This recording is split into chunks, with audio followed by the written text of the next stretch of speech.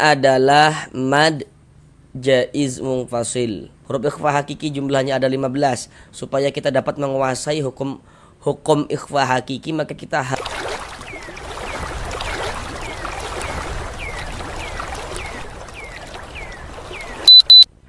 Assalamualaikum warahmatullahi wabarakatuh. Apakah Bapak dan Ibu, saudara semuanya masih belum lancar di dalam membaca Al-Quran, kemudian juga masih belum memahami ilmu tajwid, ataupun merasa kesulitan di dalam memahami ilmu tajwid Al-Quran? Marilah belajar mengaji Al-Quran bersama kami. Akan kami jelaskan tajwidnya dengan pelan-pelan, kemudian ditambah media gambar di dalam penjelasannya. Semoga Bapak dan Ibu saudara semuanya dapat bisa langsung dengan mudah dalam memahami ilmu tajwid Al-Quran. Karena dengan kita belajar ilmu tajwid, kemudian kita memahaminya, dan kemudian kita bisa menerapkan dengan sendirinya ketika membaca Al-Quran, maka tentulah akan memperbaiki bacaan Al-Quran kita. Semoga yang belum lancar di dalam membaca Al-Quran bisa secepatnya lancar. Selanjutnya kami selalu mendoakan semoga Bapak dan Ibu saudara semuanya senantiasa dipermudahkan oleh Allah Subhanahu wa taala dalam berusaha memahami ilmu tajwid Al-Quran, dalam berusaha memperbaiki dan melancarkan bacaan Al-Qurannya. Kemudian juga kami senantiasa mendoakan semoga Bapak dan Ibu saudara semuanya senantiasa diberikan kesehatan oleh Allah Subhanahu wa taala. Jika saat ini mungkin ada yang sedang sakit atau sanak saudaranya mungkin ada yang sedang sakit, sama-sama kita doakan semoga Allah Subhanahu wa taala segera menyembuhkan penyakitnya. Semoga Bapak dan Ibu saudara semuanya senantiasa dipermudah segala urusan-urusannya, dikabulkan segala hajat-hajatnya, dan semoga senantiasa dilancarkan rezekinya oleh Allah Subhanahu wa taala, senantiasa diberikan rezeki yang berlimpah dan barokah, sehingganya dengan rezeki yang berlimpah dan barokah tersebut semoga nantinya bisa beribadah umroh dan haji ke tanah suci Mekah. Amin amin ya rabbal alamin. Selanjutnya juga di sini bagi yang belum lancar membaca Al-Quran, untuk latihan di rumah agar bisa mempercepat supaya bisa lancar dalam membaca Al-Quran, di sini kami merekomendasikan ya untuk kiranya mana tahu nanti berminat ya untuk membeli Al-Quran yang produknya telah kami cantumkan di dalam video ini. Jadi itu Al-Quran sangat bagus sekali kami pikir untuk latihan di rumah, karena Al-Quran tersebut telah dilengkapi dengan 2 tulisan Arab. Jadi ada huruf Arab yang disambung ya, yang seperti kita lihat pada umumnya di mushaf Al-Quran. Kemudian juga ada huruf Arab yang dipisah-pisah. Kemudian juga ada tulisan Latinnya juga. Jadi itu sangat bagus sekali untuk dimiliki di rumah.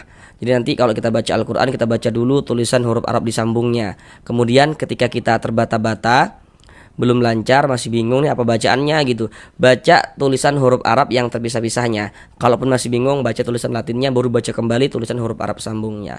Dengan kita latihan semacam itu, insya Allah agar akan mempercepat supaya kita bisa segera lancar di dalam membaca Al-Quran.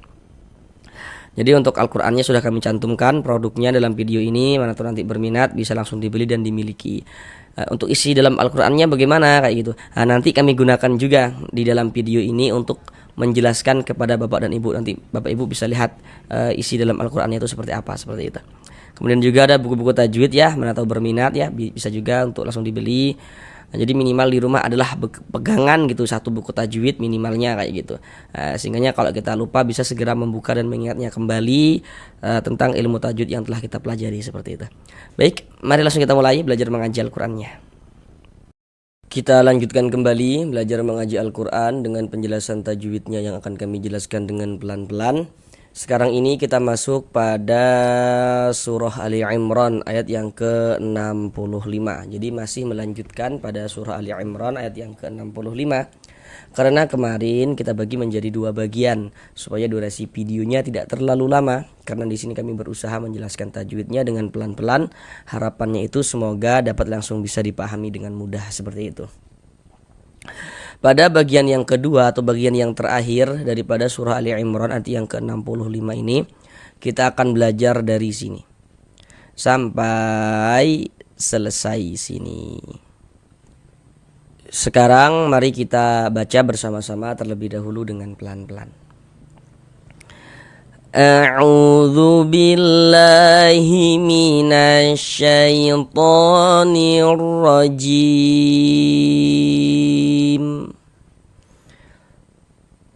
Bismillahirrahmanirrahim. Wa ma unzilatit Tauratu wal Injilu illa min ba'dih afala ta'qilun.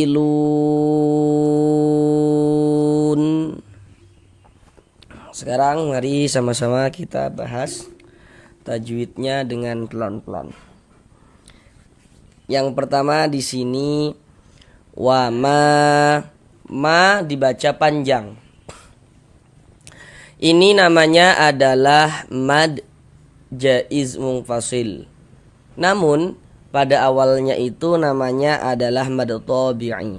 Nah, kenapa kok bisa berubah menjadi mad jaiz munfasil seperti itu? Namun yang perlu untuk kita ketahui terlebih dahulu, kenapa kok ma dibaca panjang? Nah, itu dia. Kenapa kok ma dibaca panjang? Apa tanda panjangnya sehingga kita bisa mengetahui ma dibaca panjang kayak gitu. Nah, perhatikan media gambar di samping. Di situ ada bacaannya rumus mad tabi'i atau mad asli. Jadi mad tabi'i itu memiliki 3 huruf mad. Jadi huruf mad itu jumlahnya ada 3. Apa saja huruf-huruf mad itu?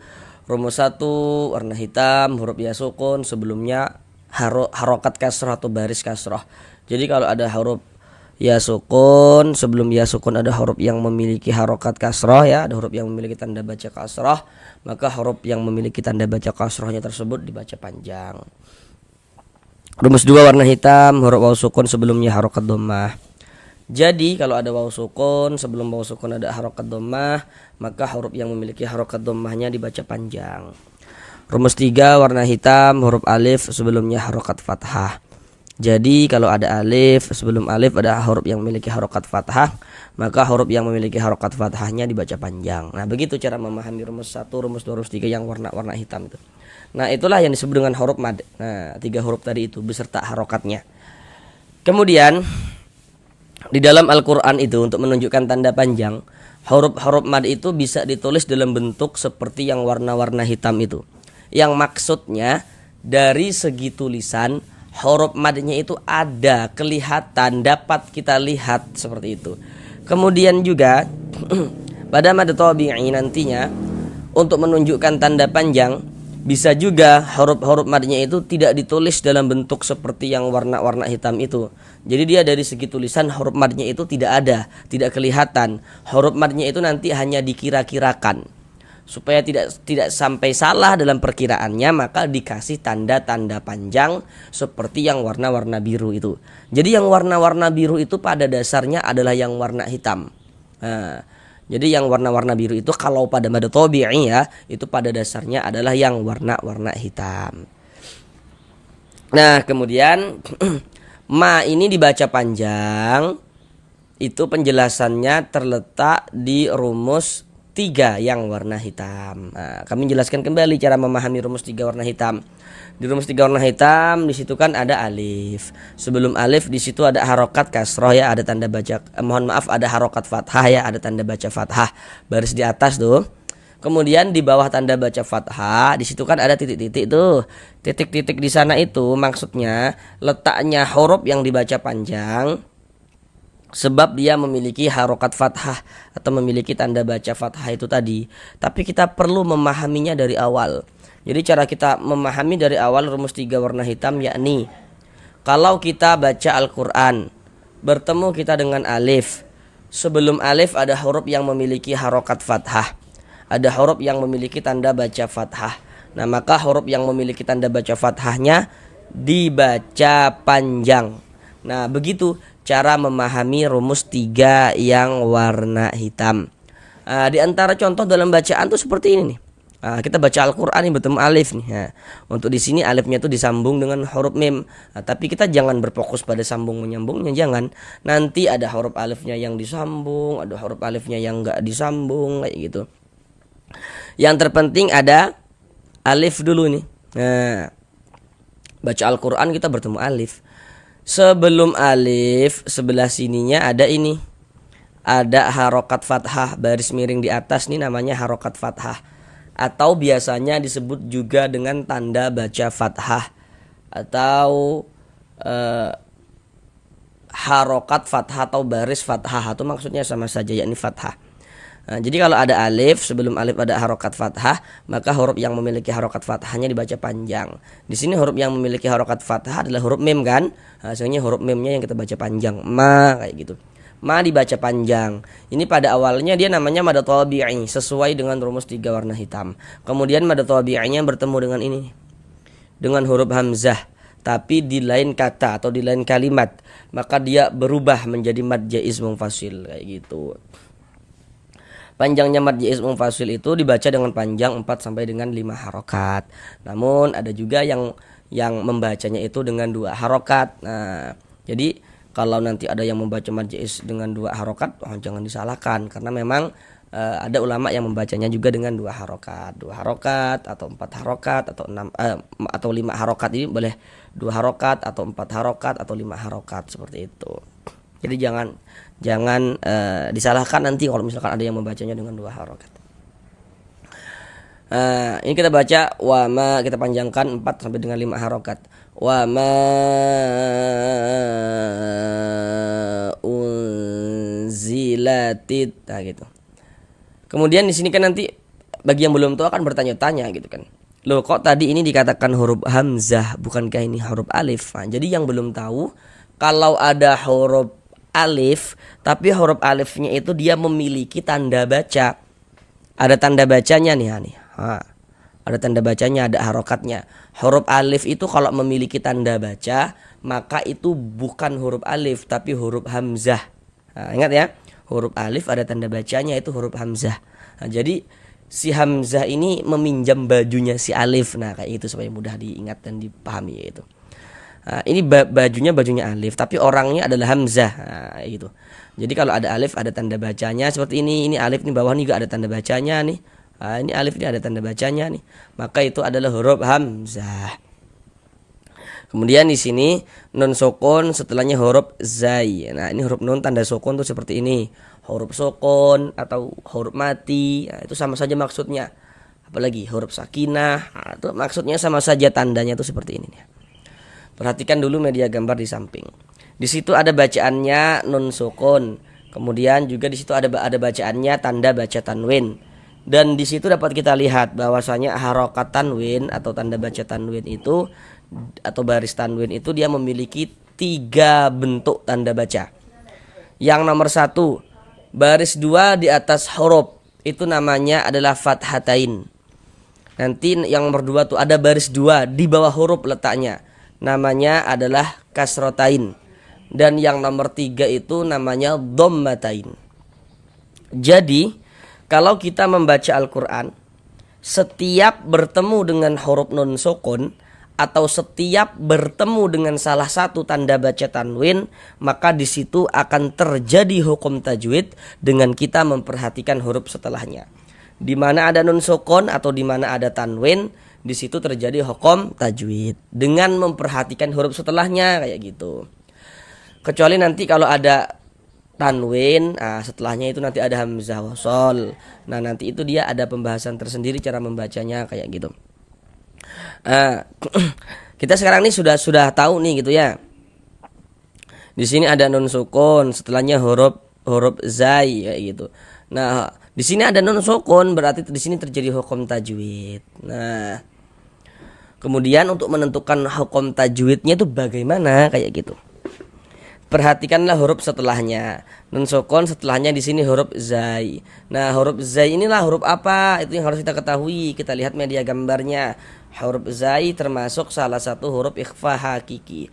Huruf ikhfa hakiki jumlahnya ada 15. Supaya kita dapat menguasai hukum ikhfa hakiki, maka kita harus menghafal ke-15 huruf tersebut. Nah, kalau kita sudah hafal huruf-hurufnya yang 15 itu, kita pasti dapat mengetahui hukumnya ikhfa hakiki. Nah, jadi nanti kalau ada nun sukun atau tanwin, setelahnya itu bertemu dengan salah satu daripada 15 huruf yang di samping itu, maka hukumnya ikhfa hakiki.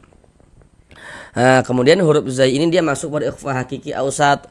Kenapa kok dikatakan ausat? Karena dari segi makharijul huruf antara huruf non dengan huruf zai ini dia letaknya di tengah, ya, tidak jauh juga tidak dekat tapi di tengah. Maka dikatakan ikhfa hakiki ausat. Nah, kemudian cara membaca ikhfa hakiki itu dibaca dengan samar. Jadi bunyi non sukun atau bunyi tanwinnya itu dibaca samar. Nah, dengan kita bersiap-siap masuk ke dalam huruf ikhfa hakikinya seperti itu. Nah, jadi ini kita baca jangan baca Kalau kita baca itu jelas nantinya. Nah, jadi nanti justru malah ke izhar. Jangan kita baca nah, tapi kita samarkan gitu. Unzilatit seperti itu. Kemudian didengungkan, digunnahkan sehingga di bagian nya tuh suaranya itu kita tahan, kita panjangkan sejenak kayak gitu. Ya kira-kira sepanjang 2 harokat. Unzilatit, zinya pendek ya. Nya yang kita tahan sejenak, kita gunakan. Unzilatit seperti itu. Kemudian di sini alif lam setelahnya huruf ta. Perhatikan media gambar di samping. Kalau ada huruf alif lam bertemu dengan salah satu daripada 14 huruf yang di samping itu, maka hukumnya adalah alif lam syamsiyah. Huruf ta termasuk salah satu daripada 14 huruf syamsiyah. Huruf ta termasuk kan? Nah, maka ini alif lam bertemu dengan huruf ta. Huruf ta ini huruf syamsiyah, maka ini hukumnya alif lam syamsiyah. Alif lam syamsiyah itu disebut juga dengan idgham syamsiyah karena cara membaca huruf lamnya dibaca idgham. Nah, dinamakan dengan idgham syamsi. Dinamakan dengan idgham syamsi. Nah, jadi cara membacanya itu huruf lamnya ini dia nggak dibaca. Jadi cara membacanya dari ti ini langsung masuk ke huruf syamsiyahnya, ini huruf ta kayak gitu. Nah, jadi kalau baca Al-Qur'an bertemu huruf lam yang nggak ada tanda bacanya, kan huruf lam nggak ada tanda bacanya nih ya. Nah, maka itu lam syamsiyah itu. Nah, alif lam syamsiyah. Wa ma unzilatit taurah. Nah, di sini ada huruf waw sukun. Ini huruf waw tanda sukun tuh seperti ini. Setelahnya di sini harokat fathah. Perhatikan media gambar di samping. Di situ ada bacaannya huruf lin. Huruf lin itu dia ada 2. Nah, sekarang perhatikan yang di kotak nomor 1. Nah, perhatikan kotak nomor 1. Jadi di situ kan apa kita lihat kalau ada waw sukun atau waw mati, sebelum waw mati ada baris di atas tuh ya harokat fathah, maka huruf waw sukunnya itu adalah huruf lin. Nah, contoh dalam bacaan seperti ini. Jadi kalau baca Al-Qur'an bertemu waw sukun, ada huruf waw, ada tanda sukun ya, nah, tanda huruf mati sebelum waw sukun di sininya ada ini. Ada harokat fathah. Ada tanda baca fathah. Waw sukun sebelumnya ada harokat fathah, maka huruf waw sukunnya adalah huruf lin. Maka itu baca lunak. Tauro.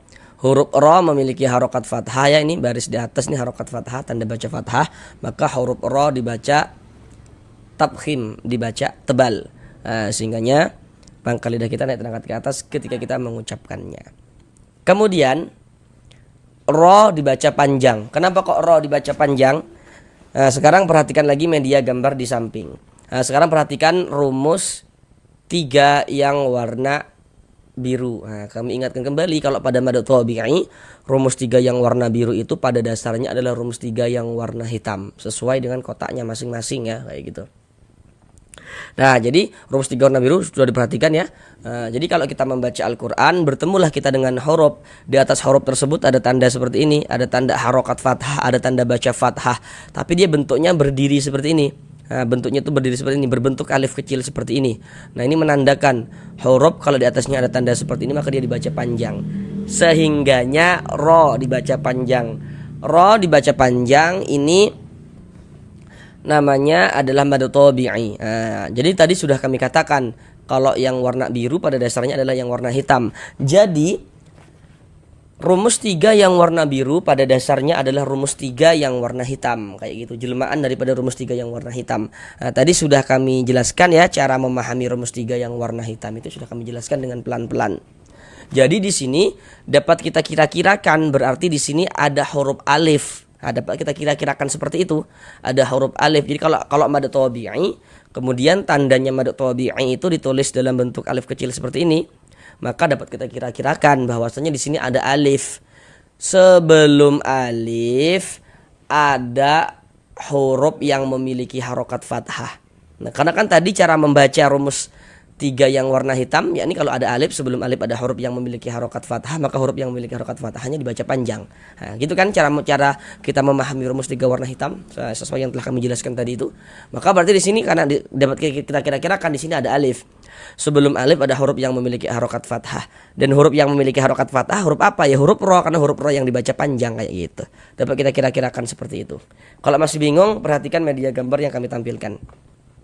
Di situ ada Al-Quran yang disambung, kemudian huruf Arab yang disambung, kemudian ada huruf Arab yang terpisah-pisah. Nah, silakan perhatikan huruf Arab yang dipisah-pisah itu yang kami kasih tanda panah warna merah tuh.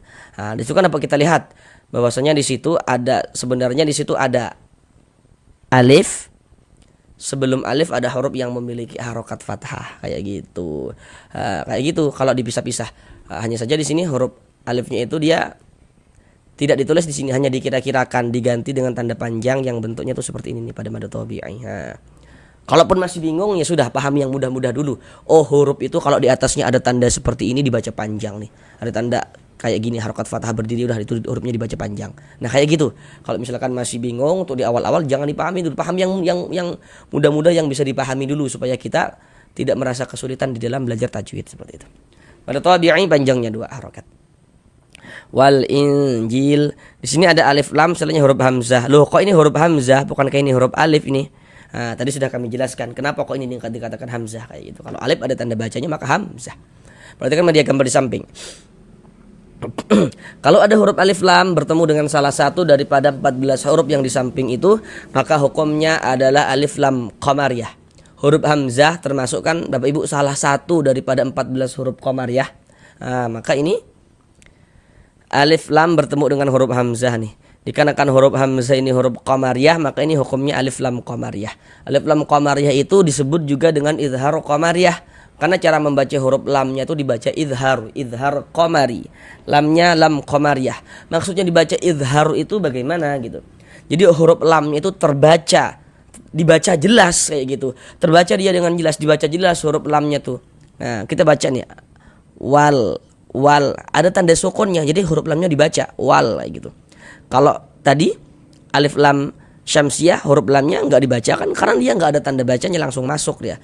Nah, kalau ini dia terbaca, dibaca huruf lamnya wal seperti itu. Kemudian di sini Injil ada nun sukun di sini. Oh, karena di sini ada nun sukun berarti terjadi hukum tajwid dengan kita memperhatikan huruf setelahnya. Nun sukun di sini ada nun sukun terjadi hukum tajwid. Perhatikan huruf setelahnya di sini huruf jim. Nah, huruf jim ini huruf apa kayak gitu. Inilah yang harus kita ketahui supaya kita bisa menentukan hukum tajwidnya. Kalau tadi Bapak Ibu sudah menghafal huruf ikhfa itu, pasti ini Bapak Ibu sudah langsung tahu kalau ini hukumnya adalah ikhfa hakiki ausat. Nah, perhatikan tuh media gambarnya ya. Huruf jim itu termasuk salah satu daripada huruf ikhfa hakiki ausat. Maka kita baca samar bunyi nun sukunnya, kemudian kita dengungkan. Kita tahan, kita dengungkan. Kita panjangkan sejenak. Ji dibaca panjang. Kenapa kok ji dibaca panjang? Apa tanda panjangnya ji kayak gitu. Perhatikan lagi media gambarnya, perhatikan lagi rumus 1 yang warna hitam. Kami jelaskan sekali lagi dengan pelan-pelan rumus 1 warna hitam. Di rumus 1 warna hitam di situ dapat kita lihat bahwasanya di situ ada huruf ya sukun atau huruf ya mati. Nah, kemudian sebelum ya sukun atau sebelum ya mati di situ ada harokat kasroh, ada baris kasroh. Di atas baris kasroh di situ ada titik-titik. Nah, titik-titik di sana itu maksudnya itu letaknya huruf yang dibaca panjang sebab dia memiliki baris kasroh itu tadi. Tapi kita perlu memahaminya dari awal. Jadi kalau kita baca Al-Quran bertemu ya sukun, sebelum ya sukun ada huruf yang memiliki harokat kasroh, maka huruf yang memiliki harokat kasrohnya dibaca panjang. Nah, seperti itu. Contoh dalam bacaan itu seperti ini. Ada huruf ya, ada tanda sukun.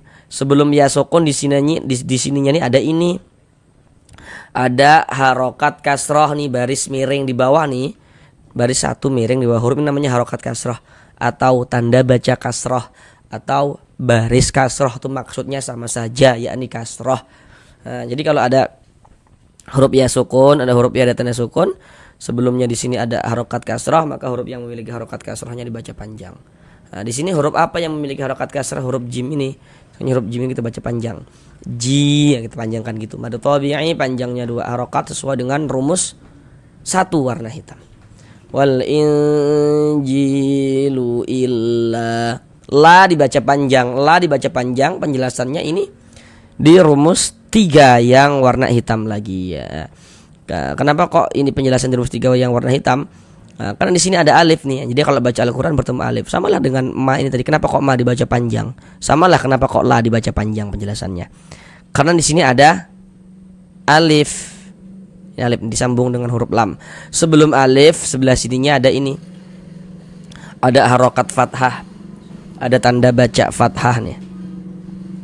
Ada alif, sebelum alif ada harokat fathah, maka huruf yang memiliki harokat fathahnya dibaca panjang, sehingganya la dibaca panjang. Mad tabi'i panjang 2 harokat sesuai dengan rumus 3 warna hitam. Illa mim ba'di. Di sini ada nun sukun.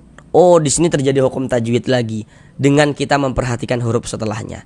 Nah, ini nun sukun nih. Salahnya huruf ba. Huruf ba ini huruf apa kayak gitu? Nah, kita lihat media gambarnya. Huruf ba termasuk huruf iqlab. Jadi huruf iqlab itu hanya ada 1, yakni huruf ba. Jadi kalau ada nun sukun atau tanwin setelahnya bertemu dengan huruf ba, hukumnya adalah iqlab. Maka cara membacanya dengan merubah menjadi huruf mim. Nah, jadi ini kita baca mim. Jangan kita baca min ba'dih, jangan kita baca mim ba'dih. Nah, kemudian bibirnya jangan ditekan, nah, tempelkan saja mim ba'dih kayak gitu.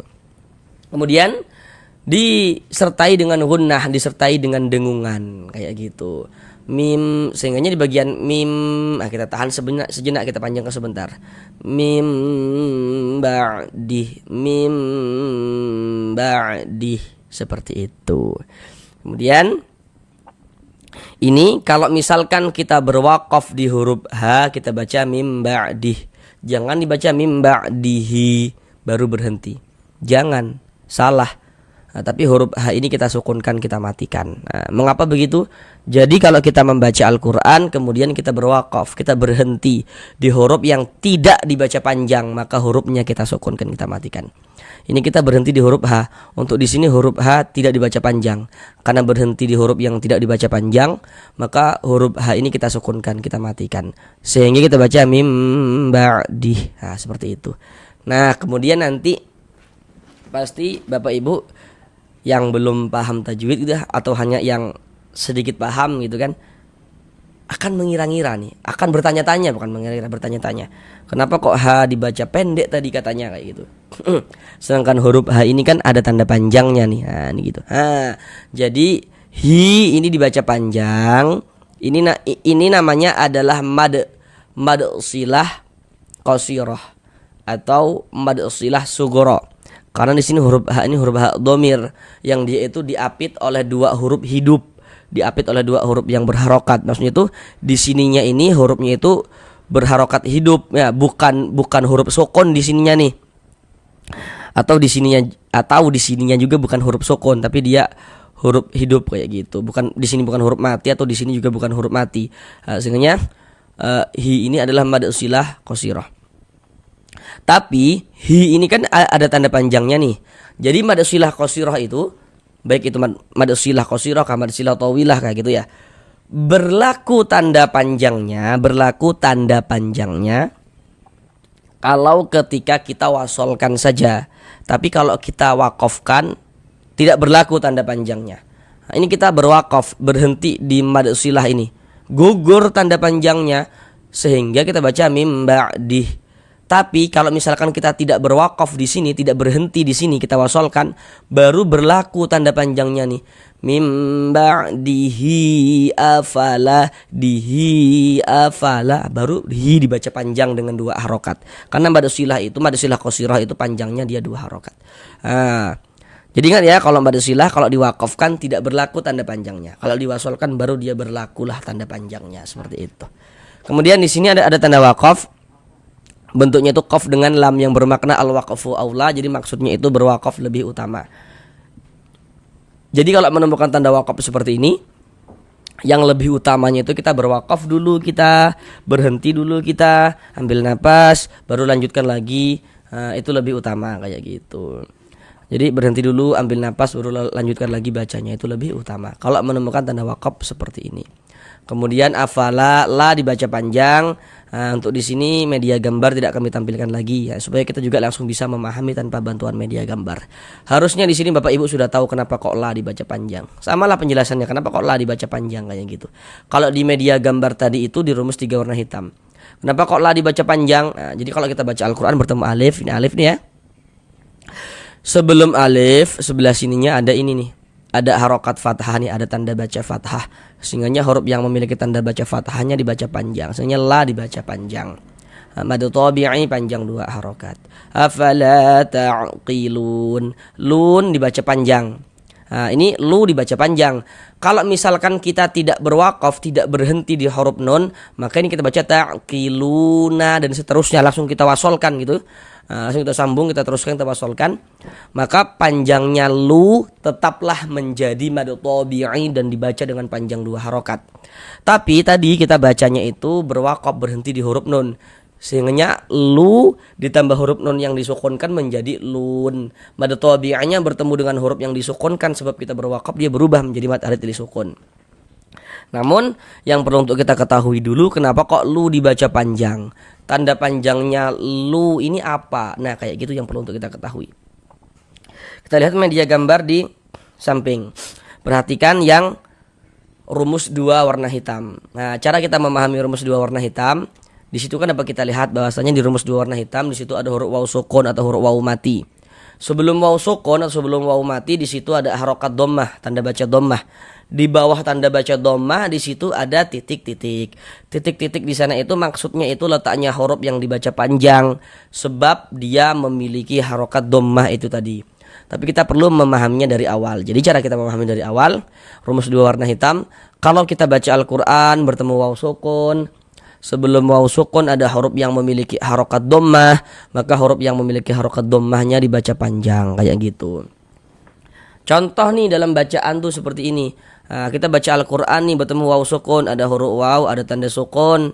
Sebelum waw sukun ada ini, ada harokat dhammah nih, ada tanda baca dhammah. Karena di sini ada huruf waw sukun, sebelumnya di sini ada harokat dhammah, maka ini huruf yang memiliki harokat dhammahnya dibaca panjang. Sehingganya lu kita baca panjang kayak gitu. Nah, lu dibaca panjang. Ini mad tabi'i sesuai dengan rumus 2 warna hitam. Kemudian mad tabi'nya bertemu dengan huruf yang disukunkan sebab berwakaf berubah menjadi mad arid lisukun. Panjangnya mad arid lisukun boleh dibaca dengan panjang 2 harokat atau 4 harokat atau 6 harokat. Yang terpenting konsisten dalam sekali bacaan. Maksudnya konsisten itu semua mad arid dalam setiap kita membaca Al-Qur'an, semua mad arid lisukun itu harus kita baca sama panjangnya. Kalau misalkan mad arid lisukun dipanjangkan dengan 2 harokat, semua mad arid lisukunnya panjangkan dengan 2 harokat. Kalau panjangnya mad arid lisukun 4 harokat, semua mad arid lisukun yang kita temui saat kita membaca Al-Qur'an kita panjangkan 4 harokat juga. Nggak boleh selang-seling, harus konsisten kayak gitu. Huruf yang disukunkan huruf nun. Ini kalau berwakaf di huruf nun kita baca ta'qilun. Jangan dibaca ta'qiluna baru berhenti. Jangan salah. Mengapa begitu? Nah, sama penjelasannya.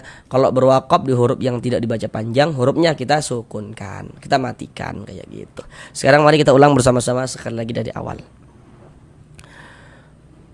Wa ma unzilatit Tauratu wal Injilu illa min ba'dih afala ta'qilun.